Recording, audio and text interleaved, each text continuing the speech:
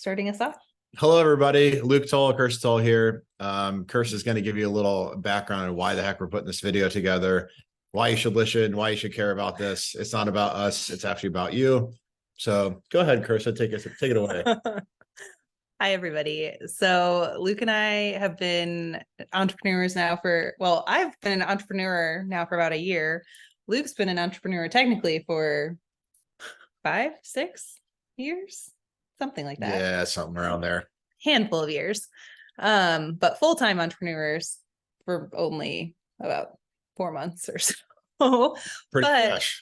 Ever since we both decided to fully leave our full-time gigs and go into the entrepreneurship life full throttle, we just keep continually getting messages and inquiries from a lot of our network to see how we did it, what steps we took, our mindset around the changes that we made, that sort of thing. So we figured we'd just put together a short podcast, some videos with our background, purpose of the podcast, answer some questions, and really hopefully inspire all of you to make a change if you don't feel that what you're doing is the right fit for you in your life right now.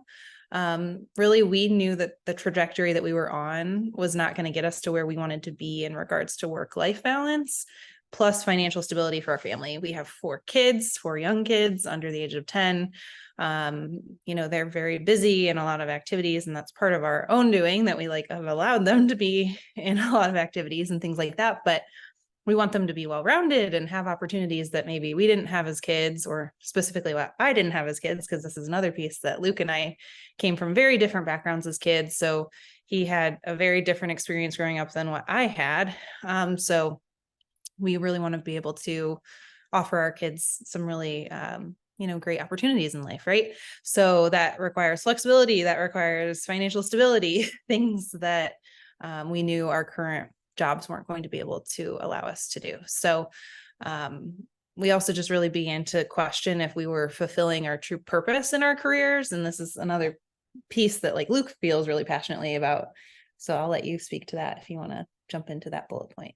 Yeah, sure. So as Kirsta mentioned, I've been an entrepreneur for the past 6 years, just a full-time entrepreneur. And, I think I had this fear or this thing around entrepreneurship where I thought that if I didn't have some grand idea or a great app or some crazy invention, that I couldn't be an entrepreneur, I couldn't make money outside of my main job or my main gig. And I learned over time that, and I've heard about this talked about in other podcasts, of someone that's doing the boring stuff can still make a ton of money, right? As long as you're adding value and the market needs what you have to offer, then you can still make money with it. And that's another thing too. I think people put themselves down and say oh, I don't really have any skills, or I don't really have any talents, but that's probably not true. Most people have something in their skill set or something that they're talented about, at that maybe you think, oh, it's so easy, it's not a problem for me, but for everybody else, it's really hard. For me, that was web development, coding, and information technology type stuff, anything to do with data, basically. It just comes to me, it's natural. And I didn't know that right away. It was fun because, I have my main job, but then when it came to the side hustle, it's more just a hobby. It's a passion. It's something I thought was fun and I enjoyed.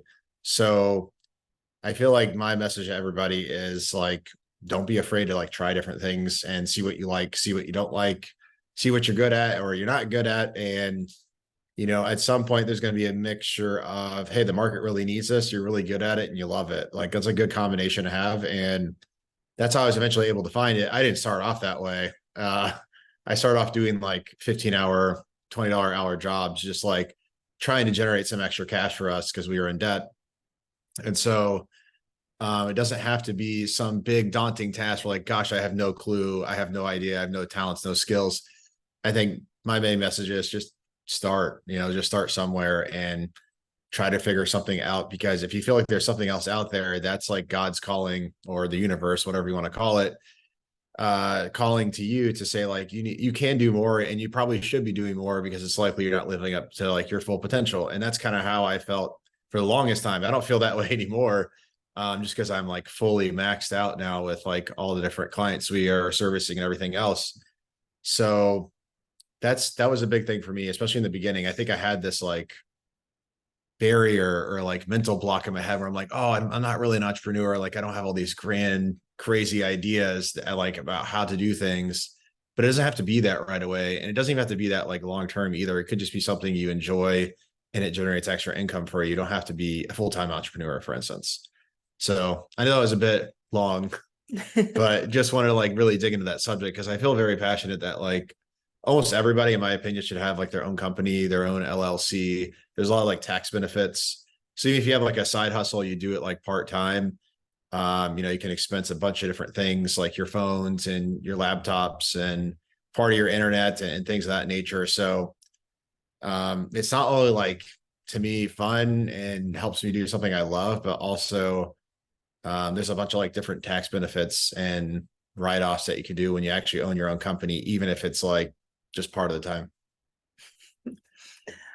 I laugh because I feel like sometimes Luke is very like financially focused on like how is this going to benefit us financially, whereas I don't get caught up in that as much, which is maybe why we balance each other out kind of well. But he's always like, oh, okay, how is this going to financially benefit the family? Or Very analytical. Yeah, analytical in that respect. But anyway, I also just wanted to share too that I feel like post COVID, we really had to figure something out. I mean, it was really a trigger for us as employers started requiring us back into the office. And some of the flexibility was taken away that we originally had during the pandemic. I mean, as awful as the pandemic was, and as how many changes, had to happen to us very quickly and how everybody was affected during that time, it really did provide us an opportunity to spend time together more as a family. And we realized that we really valued that. Luke actually used to travel a lot when when we first had gotten married and first had kids. He was gone 4 days a week, gone on Mondays, came back late Thursday nights, that sort of thing, really just had our weekends together. And then when the pandemic happened and we were spending more time together, we were like, okay, like this is what we want. We want to be able to have the kids come home from school and daddy's here and, they get to play and have dinner together and that sort of thing. And we just knew something had to change in order for us to be there for our family in the best way possible. And we did have a baby in the middle of the pandemic too. So, two of us divided by, our 4 kids, where we can only give so much to our kids, when we're also pulled in a ton of directions for our jobs too, but maybe we weren't fully invested in at the time. So we were really trying to dabble in some side gigs as a way to get out of debt. That was really how this all came about, was that we were pretty deep in debt 5-6 years ago. And I feel like this is something that you'll hear a lot about, like in network marketing or MLMs, like when they start talking about why you should join, not to knock on those of you that are in MLMs and that's your thing. It's just not our thing. We had tried it and it just was not the way for us. And so we'll talk a little bit more in another recording about what didn't work and then what has stuck for us. But I think too, just on the COVID point before I leave that, because I think it's important, is like COVID for a lot of us, like made us realize that like this is what life can look like. It doesn't have to look like being in an office. And it was funny. Our oldest daughter is like, wait, what do you mean mom doesn't like have a job, but she still works? She's not going to work. Right. So I think to your previous point, it's like it's opened their eyes about like what work can look like. It doesn't have to look like going to an office, going to a physical location. We might take a call at 7 p.m. or something like that. So anyway, I just think it was like COVID was like really cool for me because it was very eye-opening. Like, yeah, we had that family balance and whatnot. But it also allowed us to see like what life can look like. And it doesn't have to be so rigid. It doesn't have to be me driving home and getting home at like 6:30 or 7 o'clock and then just helping with bedtime, to your example. So COVID was like a huge blessing in disguise, I think, from my perspective, and just helped us realize, wow, like this life can be so much better when like you have a bit more control over your schedule and you're not having to physically travel anywhere. we do mix it up, right? We don't have to work at home all the time. We go to coffee shops and things of that nature, but it's mostly from home. So yeah, that was a big thing for me on COVID, is like just the ability, wow, like there's so many different possibilities and different ways to make money and add value. And it doesn't have to be from a physical location. So just for me as well, like it was helpful to see like, oh, okay, we can like make this balance. And also on that note, like I remember with our kids specifically, like our oldest daughter, Ava, like she grew up so fast for me. Like I think like her ages for like 4 through 7 or something were so fast, 4 through 8. Yeah, probably 4 through 7 was correct. But anyway, I thought like, wow, she grew up so fast. Like I felt like I missed everything, to your point. And now with like our older or like our younger kids, like they're growing up a lot slower for me. I'm able to like actually like see them as they hit those milestones and be there for when things are happening. I think like the less traveling and the less commuting has allowed me to like see them grow every day. And it's almost like working out, right? It's like working out, like you see the changes over time gradually, and you don't just wake up one day and you have like, you know, a six pack or you're ripped or something like that, right? And so with the kids, it kind of just, it's been great to see like our youngest to like really grow up. It's been like less fast and not as like, I feel like I'm missing everything, even though I was there. I think I was just moving so much that like I was never able to like just calm down and just like settle down and just pay attention and be present. So that was another big thing for me, just like recognition on COVID. I was like, wow, like feels like Levi, our second youngest, has been 5 for like ever, you know. And like with Ava, like she went from 4 to 8 in like the same time period, at least like my perception of it. So anyway, you can move on to the next bullet. I just want to touch on that point with COVID. Yeah, totally. So I think, like I said, we knew that something had to change in our careers, and it's specifically for me. Luke was at a role that post-COVID, they weren't coming back as quickly into the office. They were starting to talk about it, but I was having to be back more in person sooner.